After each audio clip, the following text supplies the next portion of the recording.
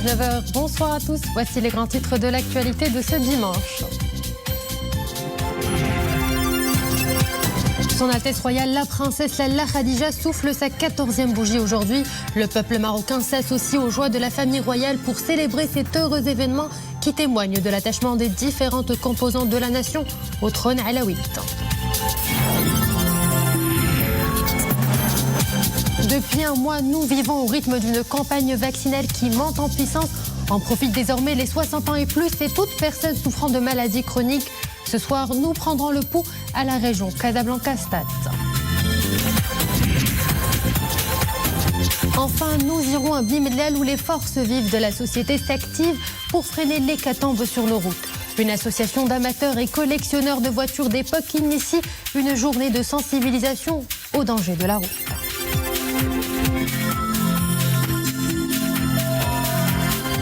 Avant de développer ces titres avec moi sur le plateau, professeur Mustafa Naji, directeur du centre de virologie de l'université Hassan II de Casablanca et membre du comité national consultatif des vaccins. Professeur, bonsoir. Bonsoir. Merci d'avoir accepté notre invitation. Tout le plaisir pour moi. La famille royale et le peuple marocain célèbrent ce dimanche le 14e anniversaire de son Altesse royale, la princesse Lalla Khadija. Cet heureux événement témoigne aussi, besoin est, des relations d'attachement entre le trône et les différentes composantes de la nation et les sentiments d'affection profonde que vous, le peuple marocain, à l'illustre famille royale. Iman Abou. Des images de communion et de fête. Le 28 février 2007, son Altesse royale, la princesse Lalla Khadija, voit le jour et illumine la maison royale. Partout, les marques de joie et de réjouissance sont fusées à l'annonce de la naissance bénie. Les différentes villes étaient ainsi de la fête en revêtant la parade des grands jours.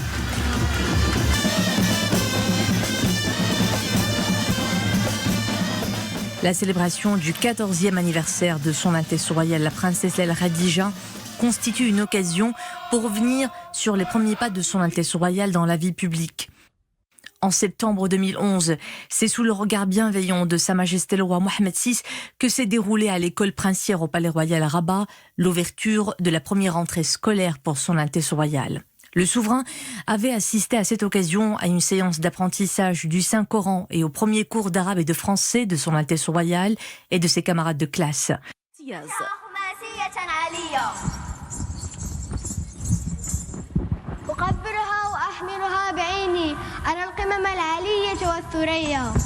Un parcours scolaire empreint d'excellence, en parallèle aux apparitions publiques et officielles de son Altesse royale.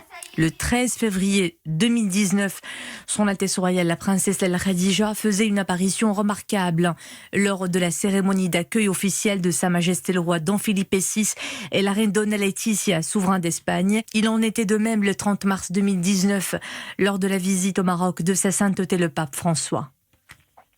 Le 13 décembre 2019, son Altesse royale, la princesse Lalla Khadija, avait présidé la cérémonie d'inauguration du vivarium du Jardin zoologique national de Rabat.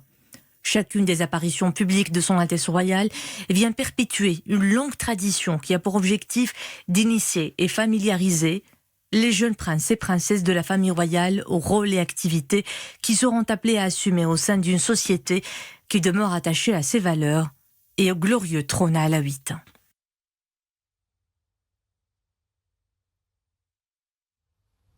Depuis 4 jours déjà, on administre la première injection du vaccin contre le coronavirus destiné aux 60 ans et plus. Près d'un mois après le lancement de la campagne nationale, l'opération passe à la vitesse supérieure. Nous verrons l'exemple dans le centre de santé Lalla Mriem à Casablanca. Fatiha Oumrar, Mohamed Chekir et Mriem El-Messi. Tous les jours, depuis un mois, ce site vaccinal de la métropole voit converger plusieurs dizaines de bénéficiaires. Alors que le spectre de la vaccination s'élargit progressivement, c'est au tour des 60 ans et plus de faire leur entrée dans le calendrier vaccinal. J'ai 62 ans. J'ai pu avoir mon rendez-vous de vaccination après l'envoi de ma CIN au 17-17. J'ai 60 ans, c'est enfin mon tour dans le calendrier vaccinal. La première injection est chose faite. Rendez-vous pris pour recevoir d'ici un mois la seconde. En plus du critère d'âge, sont éligibles les patients présentant des pathologies de longue durée. La prise en charge de cette population à risque est soumise à une organisation millimétrée. Avant de passer en salle d'injection, le vacciné est soumis à une vérification de son identité, puis une évaluation médicale pré-vaccinale. Jusqu'ici, on maintient le rythme. Nous arrivons à tenir une bonne cadence. Jusqu'à 80% des vaccins programmés pour la journée sont assurés. La campagne se déploie de plus en plus rapidement, faisant rétrécir de jour en jour la file d'attente des 30 millions de vaccinés ciblés. Mais d'ici là, restons très vigilants. Et avec nous au plateau, le professeur Mustapha Naji, directeur du laboratoire de virologie de l'université Hassan II et membre du comité national consultatif des vaccins. Alors nous en sommes déjà à presque 3,5 millions de personnes vaccinées pour la deuxième dose et ils sont plus de 160 000 personnes vaccinées déjà pour la deuxième dose. Force est de constater que le Maroc a réussi son pari de vacciner sa population très rapidement. Alors quelles sont vos prévisions? À quand peut-on s'attendre à une immunité collective, professeur? Oui, tout d'abord, il faut féliciter le comité de veille et aussi féliciter le corps médical, les vaccins, les gens du ministère de la Santé, de l'Intérieur, et tout le monde est mobilisé. Et franchement, nous donnons un exemple à l'échelle mondiale de la très bonne qualité d'organisation. Et tout ce qui a été prévu, il est en train de s'exécuter. Donc on est en très bonne voie. Alors normalement, avec un simple numéro, comme vous l'avez dit dans le reportage 17-17, les personnes, ils ont leur rendez-vous et lorsqu'ils se présentent, ils ont leur vaccin. C'est parfait. Et en matière de vaccination, le Maroc a bien avancé, nous le disions. Nous en sommes à la tranche d'âge des 60 ans et plus, comme nous venons de le voir dans le reportage. Ce sont des personnes assez âgées et il y a aussi des personnes qui souffrent de maladies chroniques. Tout à fait, tout à fait. Normalement, toute personne, il a le droit à une consultation médicale et c'est obligé. Il y a un médecin qui va le recevoir, qui à travers l'interrogatoire, c'est le médecin qui décide est-ce que la personne est éligible ou non. Donc il faut se présenter et dire vraiment son état de santé. Il y a certaines personnes qui sont exclues automatiquement de la vaccination. Qui sont ces personnes, si on peut le Ces rappeler? personnes, par exemple quelqu'un qui porte le virus encore ou qui est récemment infecté, il ne peut recevoir le vaccin qu'à partir de 6 semaines. Avant, c'était 3 mois, mais maintenant 6 semaines. Et des gens qui ont des maladies chroniques, c'est le vaccin c'est le médecin qui doit évaluer l'état de la personne avant de décider est-ce qu'il est éligible au vaccin ou pas. D'accord. Et les différents indicateurs épidémiologiques sont en vert? Oui, tout à fait. On peut dire que pour le Maroc, il faut croiser les bras. Nous sommes au contraire dans une zone verte parce que effectivement nous avons le facteur le R0 qui est de 0,8, le taux de guérison il dépasse 97%. Aujourd'hui nous avons seulement 240 nouveaux cas admis, il y a seulement 8 cas de décès, le taux de létalité 1,8 et aussi tous les indicateurs, ils sont en baisse. Mais tous ces indicateurs, bien sûr, ils portent à l'optimisme, mais ils nous incitent à être extrêmement vigilants. La vaccination se porte aussi bien. Nous sommes à 3 500 000. Nous sommes à 160 pour la première dose et 169 000 pour la deuxième dose, ce qui donne une moyenne à peu près de 9% par rapport à l'objectif. Et avec cette cadence, on peut atteindre notre immunité collective. C'est ça qu'on vise, c'est l'immunité collective qui est prévue vers le 15 mai, Inch'Allah. Mais en attendant ce stade-là de l'immunité collective, il faut toujours rester vigilant, c'est bien ça? Oui, extrêmement. Merci Madame Oumaima de m'avoir rappelé ça. Il faut être absolument vigilant parce que on n'est pas immunisé en dedans des 3 mois qu'on a pris le vaccin. Donc il faut savoir une chose, c'est seulement après il y a 3 mois, environ 2 mois et demi, qu'on peut être vacciné. Donc il faut doubler de vigilance,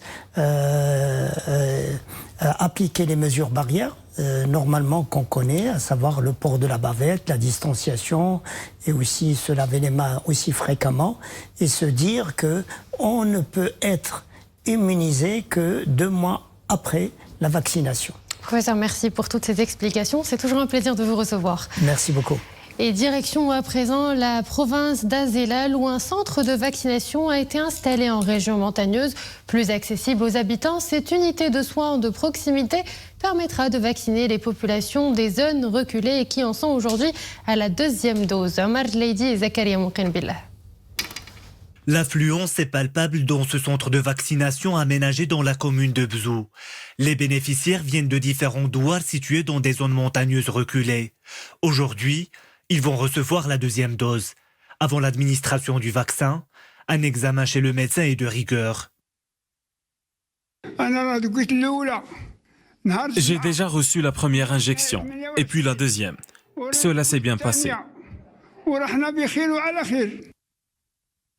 Une ambulance est mobilisée pour faire venir les personnes ayant des difficultés à se déplacer. Accompagné d'agents locaux, le véhicule de secours se dirige vers le douar Azligan pour amener un patient âgé de 116 ans. Après plusieurs chemins sinueux, le convoi arrive à destination. Ensuite, direction le centre de vaccination de Bzou, où Abdallah va recevoir la 2e dose.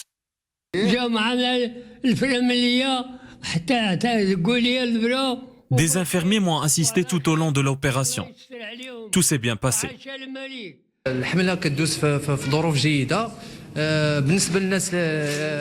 La campagne de vaccination se déroule dans de bonnes conditions. Des unités mobiles se chargent de transporter les personnes âgées de plus de 75 ans pour leur administrer la 2e dose du vaccin, soit à leur domicile ou bien on les ramène dans les centres de vaccination.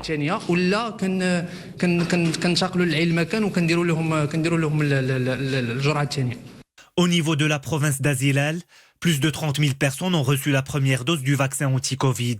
Quelques 368 000 personnes de plus de 17 ans seront vaccinées dans 75 stations de vaccination fixes et plus de 457 stations mobiles. À présent, l'horloge de l'opération vaccinale au plan national jusqu'à ce soir 18h. 3 435 997 personnes ont reçu leur première dose du vaccin contre le coronavirus. Quant aux personnes ayant déjà reçu leur 2e dose, eh bien, elles sont au nombre de 161 906 personnes. Place au bilan journalier du Covid-19. Les différents indicateurs épidémiologiques sont en nette amélioration. Depuis hier 18h, 244 nouvelles infections ont été enregistrées pour 239 nouvelles rémissions et 8 décès. Le total des cas actifs est de 5 985 et celui des cas sévères et critiques est de 429. 28 patients sont intubés.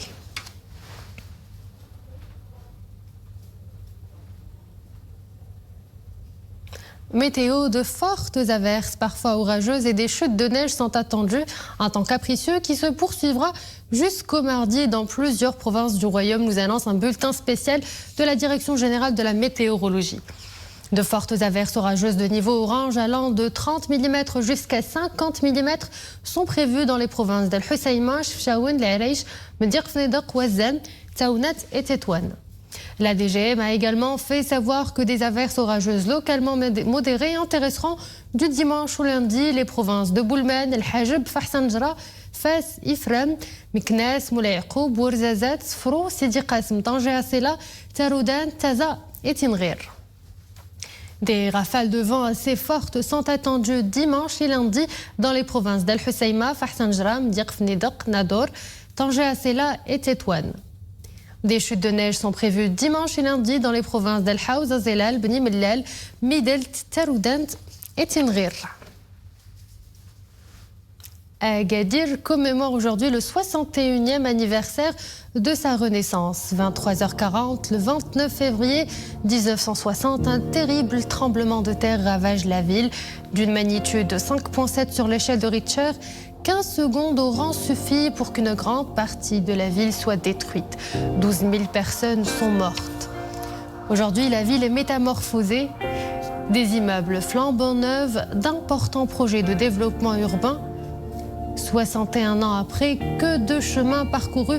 Agadir est une destination phare du tourisme au Maroc, une station balnéaire de renommée avec des kilomètres de plages ensoleillées.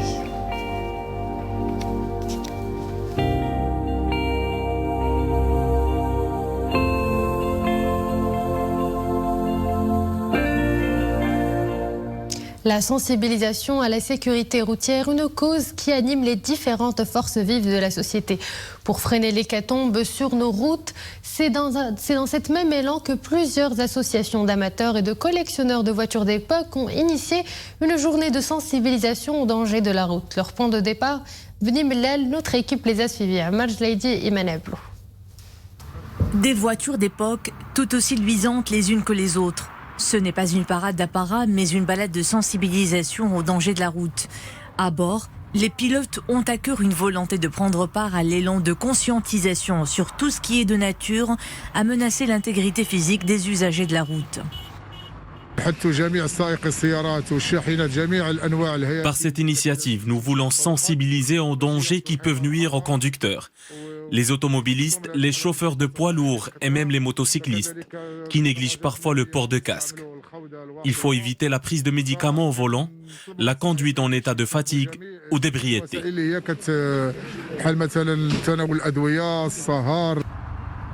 Et oui, bien souvent, le facteur humain est la cause numéro 1 des accidents. 9 accidents sur 10 sont en effet la résultante de l'erreur humaine. Pour changer de conduite, il faut en être simplement conscient. Nous avons pensé à initier cette journée de sensibilisation en reliant Bni Mellal et Fqi Ben Salah.